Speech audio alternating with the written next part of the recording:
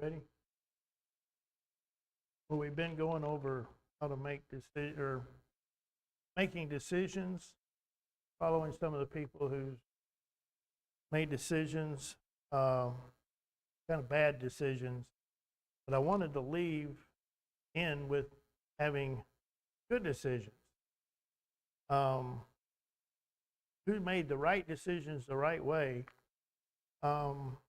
Going to start with Judges chapter 16.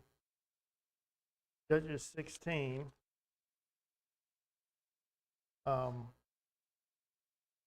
Here, Samson has had, I was going to use him as someone who used bad judgment because his eyes got him in trouble a lot.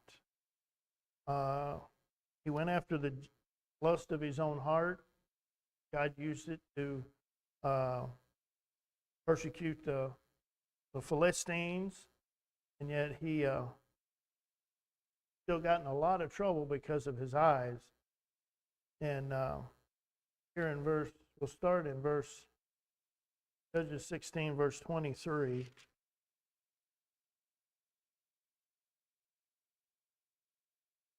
Oh, we'll start in verse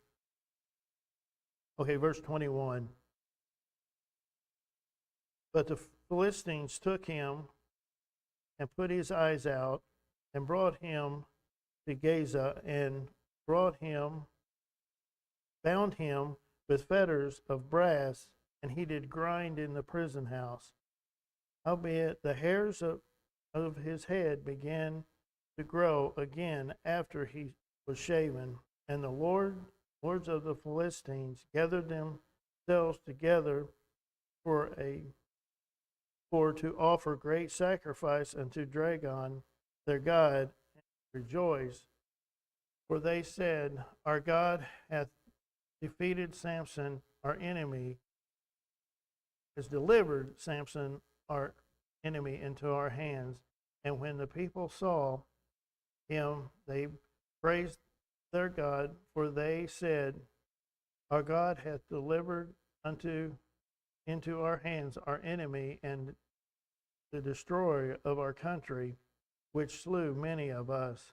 And it came to pass when their hearts were merry, that they said, Call for Samson, that we may he may make us sport. And they called for Samson out of the prison house, and he made them sport. And they set him between the pillars. And Samson said unto the lad that held him by the hand, Suffer me that I may feel the pillars whereupon the house setteth, that I may lean upon them. Now the house was full of men and women, and all the lords of the Philistines were there, and there were upon the roof about 3,000 men and women that abode while Samson made sport. Samson called unto the Lord and said, O Lord God, remember me, I pray thee, and strengthen me. I pray thee only this once, O God, that I may be at once avenged of the Philistines for my two eyes. And Samson took hold of the two middle pillars upon which the house stood, and on which was borne up, of the one with the right hand and of the other in the left hand. And Samson said, Let me die with the Philistines.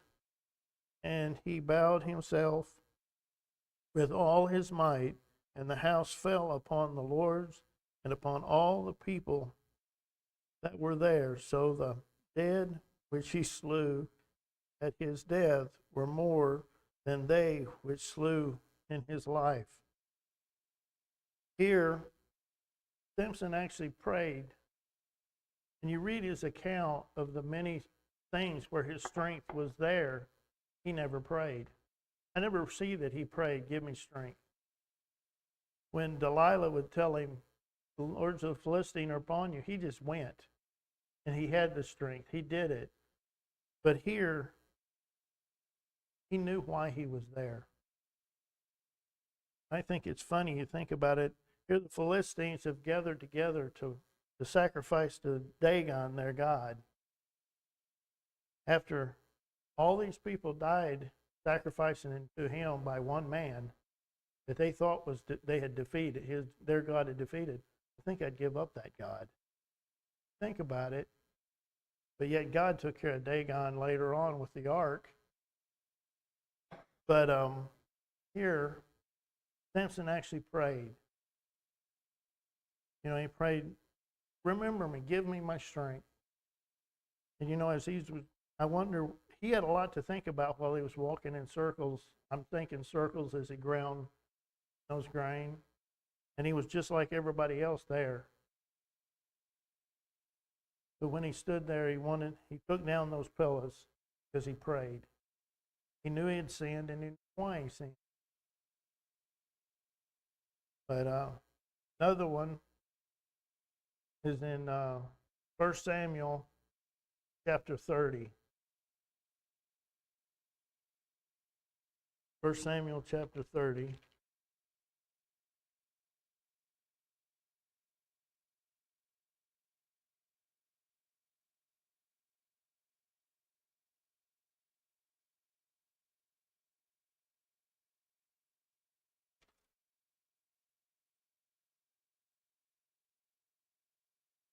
First Samuel chapter 30. Here, David has been running for Saul quite a few years. I'm going to mess up all these names. I'm working on it. But David went to fight. The Philistines was fixing to go fight with Israel. They said, we can't have you fighting with us. You got to go back home. When they went back home, they got back to the city. It had been destroyed. But here in chapter 30 and starting in verse 1, and it came to pass when David and his men were come to Ziklag on the third day that the Amalekites invaded the south and Ziklag and smote Ziklag and burned it with fire and had taken the women captive that were therein, and they slew not any, either great or small, but carried them all away and went their way. And David and his men came to the city, and beheld, was burnt with fire, and their wives and their sons and their daughters were taken captive. And when David and the people that were with him lifted up their voice and wept until they had no more power to weep, and David's two wives were taken captive, Aram the Jezreelite, and Abigail, the wife of Nabal the Carmelite. And David was greatly distressed, for the people spake of stoning him, because the souls of all the people was grieved, every man for his sons and for his daughters. But David encouraged himself in the Lord his God. And David said to Abigail, the priest, I pray thee, bring me hither the ephod. And Abiathar brought hither the ephod unto David. And David inquired at the Lord, saying, shall I pursue after these troops, and shall I overtake them? And he answered him, pursue, thou shalt surely overtake them, and without fail recover all. I think it's kind of neat here. When David went in verse 2, They had taken women captive that were therein, and they slew not anyone, neither great or small, but carried them all away and went their way. That's remarkable. That in itself, they didn't kill anybody. It didn't matter how high authority you were in that city, they took them alive. God was on those people. And, David lost just as much as some of these others. He didn't have kids at this point in time, but his wives were gone. But I've always been encouraged because he's suffering because of his wives, and he also was suffering because of his men, because he was a leader. But yet, what did he do? He encouraged himself. Verse 6, the latter part. But David encouraged himself in the Lord, his God. He knew God was taking care of him. He looked back on, for me, when I'm going through struggles, I look back on past events where God has helped me through some things, and I'm encouraged. That's what David did. David knew he had a job to do. He wanted, he personally wanted to go after him. But is this the right thing to do? So he prayed. David asked for the ephod, and God inquired of the Lord, saying, shall I pursue after the troops? And he said, shall I overtake them? He wanted to know, should I go? And will it be worth it? And God says, go, and you'll overtake them. And you know how the account goes, that they found a man a little bit later, 3 days. Oh, well, he fell sick. Said, I'll take you to him. My master abandoned me. You take care of me, I'll do whatever. And he lost part of his men in that time. They just couldn't go. They were just I don't know if they were distraught or just that weak. And those few men, I should have wrote down how many men went. Wasn't a bunch of them, but God led them in their hand. And I think of Abraham, when he went after those kings that took Sodom and Gomorrah and those others, and the men that went with him were only the ones born in his house. Just a few. What happened? He took and got everybody. He destroyed multiple kingdoms. That's why, and with David, everything was against him. Everything. Even the men that were following him were fixing to stone him. I mean, I wouldn't know why they would want to stone him. He hadn't done anything particular. But when your mind ain't right, when you're not thinking right, you will do you'll think and say some things that shouldn't be said. I know. I'm one of them. But he encouraged himself, followed what God wanted him to do. They went and got everybody back, and then he sent all the spoil. They sent spoil all through Judah, where these people had come through. But David's always encouraging me. Everybody, to me, when you mention King David, what's the first thing you think about? Bathsheba. Which the Lord even used that in his life to have a great king, another great king in Israel. But go to 2 Samuel chapter 2. And this actually just continues with the story from 1 Samuel, there where the Philistines were fighting Israel. This is King Saul has been killed. Jonathan's been killed. Then there was a young man that came to David and said, I killed King because he was wounded. David says, you don't touch him. Shouldn't have touched him, so he killed him. So let's see. 2 Samuel chapter 2, verse 1. And it came to pass after this that David inquired of the Lord, saying, Shall I go up unto the city, to any city of Judah? And the Lord said unto him, Go up. And David said, Whither shall I go? And he said, Hebron. And so David went up thither, his two wives also, Amitham, the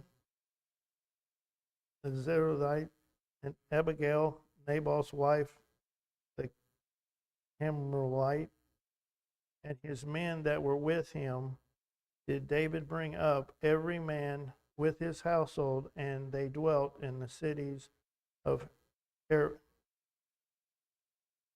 Hebron. Here, David's the next king. David knew that he was the next, but he never flaunted it. But people knew it.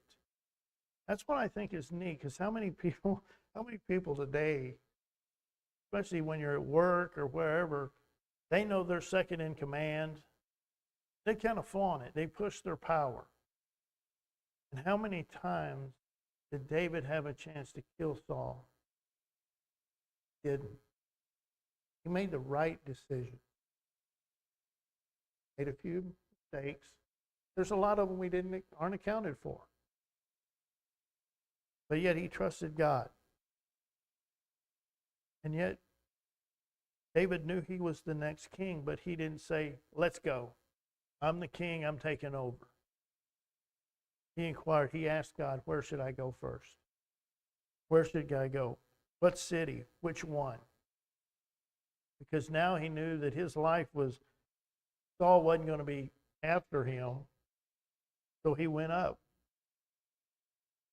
And I don't know why, it's kind of neat that, like in verse 2, David went up hither with his two wives.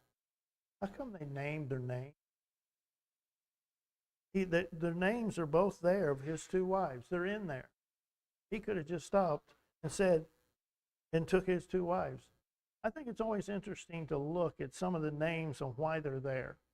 I can't pronounce 99% of them, but they're there. Because he had just got them back. He found out that the king, that Saul was dead, and so let's go.